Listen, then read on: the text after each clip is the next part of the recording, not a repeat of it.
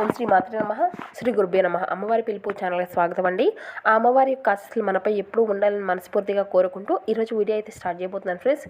ఈరోజు వీడియోలో మీరు వినబోయేటువంటి సందేశం ఏమిటి అంటే, ఎవరైతే నిన్ను చీకొట్టారో, ఎవరైతే నిన్ను అవమానపరిచారో వారిని నీ కాళ్ళ వద్దకు రప్పించే విధంగా నేను చేయబోతున్నాను. మరి ఆలస్యం చేయకుండా నీ తల్లి నీకు అందివ్వబోయేటువంటి ఈ సందేశంలో ఉండేటువంటి ఆంతర్యాన్ని నీవు తప్పకుండా గ్రహించాలి. మరి ఆ తల్లి ఈ యొక్క సందేశాన్ని మనకు దేన్ని ఉద్దేశించి తెలియాలి అని అంటుందో మరి ఆ తల్లి మాటలోనే మనం వివరంగా తెలుసుకుందామండి. కాబట్టి మా వీడియోని ఎక్కడ కూడా స్కిప్ చేయకుండా చివరి వరకు చూడండి. అప్పుడే మేము ఏం చెప్తున్నాం మీకు పూర్తిగా అర్థమవుతుంది. అలాగే మా వీడియో కనుక మీకు నచ్చితే ఒక చిన్న లైక్ చేసి, కొత్తగా మన ఛానల్ కనుక ఎవరైనా చూసినటువంటి వారుంటే మా ఛానల్ అయితే సబ్స్క్రైబ్ చేసుకొని కొంచెం సపోర్ట్ చేయండి ఫ్రెండ్స్.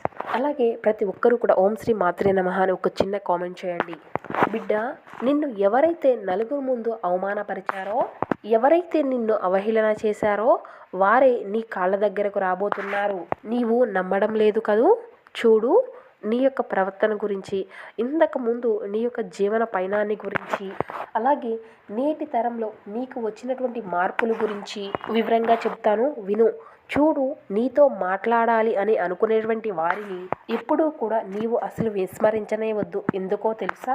నీవు ఇప్పుడు నీ యొక్క ఆర్థికపరమైన మార్గాలను ఇంకా అభివృద్ధి చేసుకునేటువంటి పదంలో ముందుకు సాగుతున్నావు, కాదనడం లేదు. కానీ నీవు ఏదో ఒక రోజు వజ్రాన్ని పోగొట్టుకుంటావు అని తెలుసుకుంటావు. ఎందుకు అంటే, నీతో మనసు విప్పి మాట్లాడాలి అని చెప్పి నీతో చాలా బంధాలు ఎదురు చూస్తూ ఉన్నాయి నీ కోసం. అలాగే నీతో కాసింత సమయం గడిపితే చాలు, ఇక అదేవిధంగా నీతో కొంత సమయం ఆహ్లాదకరమైనటువంటి వాతావరణంలో నీవు ఉంటే చాలు అని నీ కోసం చాలా బంధాలు ఎదురు చూస్తూ ఉన్నాయి బిడ్డ. కాబట్టి కానీ నీవు మాత్రం అటువంటి బంధాలను అసలు నీవు పట్టించుకోవడమే లేదు. వాటిని అన్నిటినీ కూడా నీవు విస్మరించేస్తూ ఉంటున్నావు. అంటే నీ యొక్క పనిలో నీవు పడిపోయి, అంటే నీ యొక్క బిజీ లైఫ్లో నీకు తెలియకుండానే నీవు డబ్బును స్వీకరించేటువంటి పనిలో చాలా అంటే చాలా బిజీ లైఫ్ని లీడ్ చేస్తూ వస్తున్నావు. సమయానికి ఏమి చేయాలో తెలియక నీ డబ్బుపైనే నీవు నీ యొక్క దృష్టిని అంతా కూడా సారిస్తూ ఉంటున్నావు. అది కూడా ఎందుకో తెలుసా?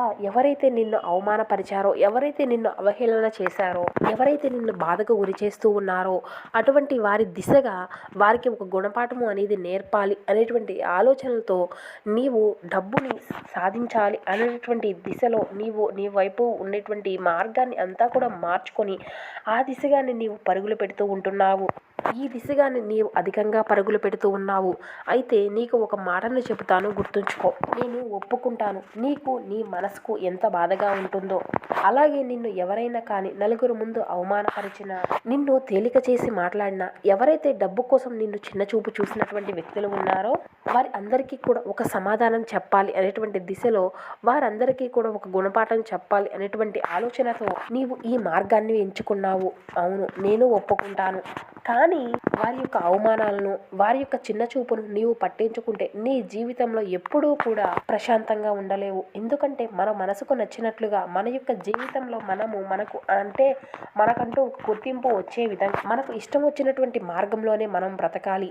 అంతేకాని ఎవరికో నచ్చినట్లుగా ఎవరో ఏదో అన్నారు అని, ఎవరో వారికి నచ్చే విధంగా మనం నడవాలి అని ఏది కూడా లేదు కదా. మన కోసం మన యొక్క సంతోషాన్ని, అలాగే మన యొక్క జీవితాన్ని, మన కోసం ఎదురు చూస్తుండే మన బంధాలను మనం దూరం చేసుకుంటావా చెప్పు? ఒక్కసారి ఆలోచించు. డబ్బు నీకు అవసరమే, ఒప్పుకుంటాను, కాదనడం లేదు. నీకు ఇప్పటికైనా కానీ దేని గురించి అయినా కానీ ఏదైనా ఒక కొరత అనేది ఏర్పడిందా చెప్పు? నీకే కాదు, ఎవరికైనా కానీ, నా భక్తుల ఇంట్లో తిండికైనా కానీ, బట్టకైనా కానీ, వసతికైనా కానీ, ఈ విధంగా అన్ని విధాలుగా కూడా నా యొక్క భక్తులకు ఇంతటి వరకు కూడా నన్ను నమ్ముకున్నటువంటి నా బిడ్డలు అందరికీ కూడా దేనికి కూడా ఎటువంటి లోటు లేకుండా చూసుకుంటూ వస్తున్నాను. ఇది నిజమా కాదా? నీ గుండెల మీద చెయ్యి వేసి ఒప్పుకో ఈ నిజాన్ని. ముందుగా నీ గుండెల మీద ఉన్నటువంటి భారాన్ని మొత్తము కూడా తీర్చేస్తాను. ఇక అలాగే నీ యొక్క కోరిక ఏదైతే ఉందో ఆ యొక్క కోరికను అందరినీ కూడా తీర్చడానికి నేను సాయశక్తిలా ప్రయత్నిస్తూనే ఉన్నాను. అయినప్పటికీ కూడా నీకు మాత్రం దేనిలో కూడా ఎటువంటి లోటు అనేది లేకుండా చేసినప్పటికీ కూడా నీవు ఇంకా ఎక్కువగా, అంటే అధిక మొత్తంలో ధనాన్ని సంపాదించాలి అనేటువంటి ఆశతో, అంటే నీకు ధనంపై ఉండేటువంటి అత్యాశ కాదు, అలాగే ధనంపై ఉన్నటువంటి వ్యామోహం కూడా కాదు. ఎందుకంటే నిన్ను ఎవరైతే నీకంటే ఎక్కువ, అంటే చిన్న చూపులో చూసి ఎవరైతే నిన్ను చీకొట్టారో, ఎవరైతే నిన్ను అవహేళన చేసి చిన్న చిన్నతనంగా చూశారో వారికంటూ ఒక బుద్ధి చెప్పాలి అనేటువంటి దిశలో నీ యొక్క ఆలోచనలో మార్పులు అనేవి వచ్చాయి. కాబట్టి నీ యొక్క ఆలోచనలు అన్నిటినీ కూడా ప్రక్కన పెట్టు. నిన్ను చీకొట్టినటువంటి వ్యక్తులే నీ కాళ్ళ దగ్గరకు వస్తారు. ఎందుకో తెలుసా? నీకు ఉన్నటువంటి మంచి ప్రవర్తనకు, నీకున్నటువంటి మంచి జ్ఞానానికి అది 100 రెట్లు. ఖచ్చితంగా వాళ్ళకు ఏదో ఒక రోజు అంటే ఇది తెలిసి వచ్చి ఖచ్చితంగా వారు నీ దగ్గరికి వచ్చే చేరుతారు. అంతవరకు నీవు తప్పకుండా వేచి చూడు. ఇక డబ్బుంటేనే ఈ సమాజంలో బ్రతకగలం అనేటువంటి మాట అయితే అవాస్తవం. అంతకన్నా ఎక్కువగా డబ్బుతో కొనలేనటువంటి సుగుణాలు ఎన్నో నీలో ఉన్నాయి. కాబట్టి నీలో ఉండేటువంటి ఆ యొక్క గుణాల కన్నా డబ్బు ఏమీ అధికం కాదు. డబ్బుదేముంది, ఈ రోజు ఉంటుంది, రేపు పోతుంది. అంతేకాని నీకున్నటువంటి గౌరవం, నీకు ఉండేటువంటి మంచి మనసు, నీ యొక్క ప్రవర్తన, ఇటువంటివి అన్నీ కూడా డబ్బుతో కొనలేనివి. కాబట్టి ఈ యొక్క విషయం నీవైతే గుర్తు చేసుకుంటూ ఉండు.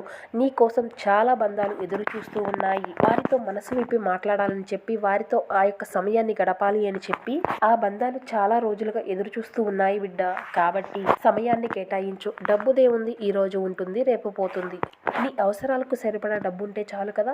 నీకు కుటుంబ సభ్యులకు వారి యొక్క అవసరాలకు సరిపోయేటువంటి డబ్బు ఉంటే సరిపోదా? నీకు ఎటువంటి అప్పులు లేవు. ఒకవేళ ఆ యొక్క అప్పులు ఉన్నా కూడా ఆ యొక్క అప్పులన్నింటినీ కూడా నెరవేర్చే విధంగా నీకు ఆ యొక్క సమయాన్ని నీవు అంతా కూడా వృధా చేసుకోవద్దు. దానికి కావాల్సినటువంటి ధనాన్ని నేను ఖచ్చితంగా నీకు అందించే తీరుతాను. నీవు నీ యొక్క ఆరోగ్యాన్ని పాడు చేసుకోవద్దు.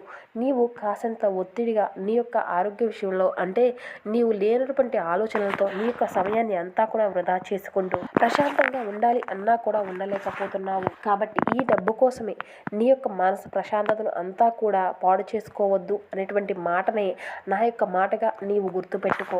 కొన్ని బంధాలు ఎంతగా అంటే మన సొంతమే అనుకున్నటువంటి బంధాలు ఉన్నా కూడా సమయం వచ్చినప్పుడు వారి యొక్క దృష్టిలో మనం పరాయి వాళ్ళం అవుతాము. డబ్బుకు ఇప్పుడు నీవు ప్రాధాన్యతనిస్తే మునుముందు రోజుల్లో నీవు కావాలని అనుకునేటువంటి బంధము అనేది నిన్ను దూరం పెట్టవచ్చు. అందుకే ఎవరిపైనా కూడా ఎక్కువగా నీవు అసలు ఆధారపడవద్దు. ఎవరిపైనా కూడా నీవు ఆధారపడడం లేదు.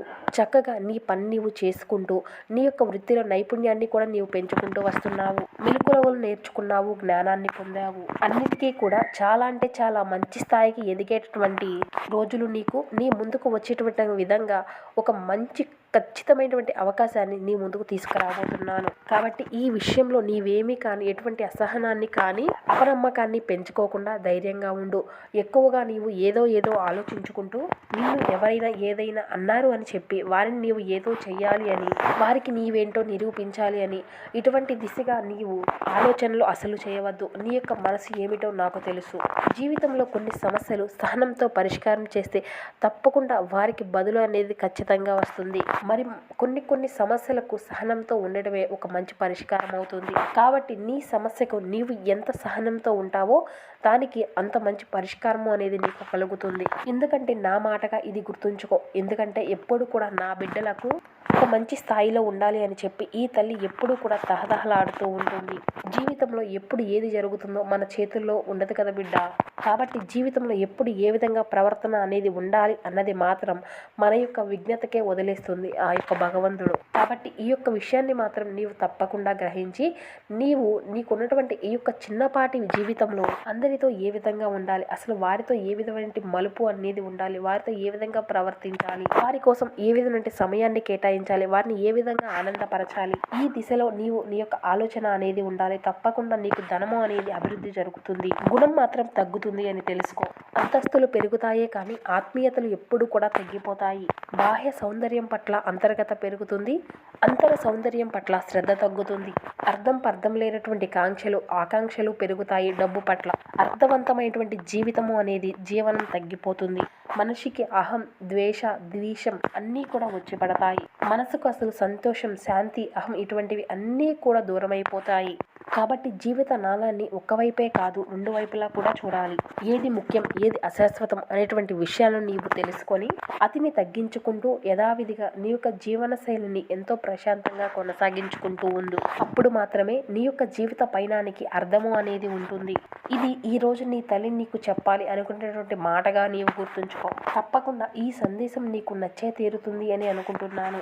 సో చూసారు కదండి, ఈరోజు అమ్మవారు మనకు పంపించినటువంటి ఈ సందేశం, దానిలో ఉన్న సుప్రభాతం అంతా కూడా మీకు అందరికీ కూడా పూర్తిగా అర్థమయ్యింది అనుకుంటున్నాను. అలాగే ఈ సందేశం మీకు నచ్చింది అని అనుకుంటున్నానండి. నచ్చితే కనుక ఈ సందేశానికి ఒక లైక్ చేసి అదేవిధంగా మరికొందరికి షేర్ చేయడానికి అయితే ప్రయత్నించండి. ఇక మా వీడియో మీకు నచ్చితే ఒక చిన్న లైక్ చేసి మమ్మల్ని సపోర్ట్ చేయడం మాత్రం అసలు మర్చిపోకండి. ఓం శ్రీ మాత్రే నమః, శ్రీ గురుభ్యో నమః, జై దుర్గా భవాని. ఓం శ్రీ మాత్రే నమః అని ఒక చిన్న కామెంట్ చేయండి friends. Thank you for watching. Please support my channel.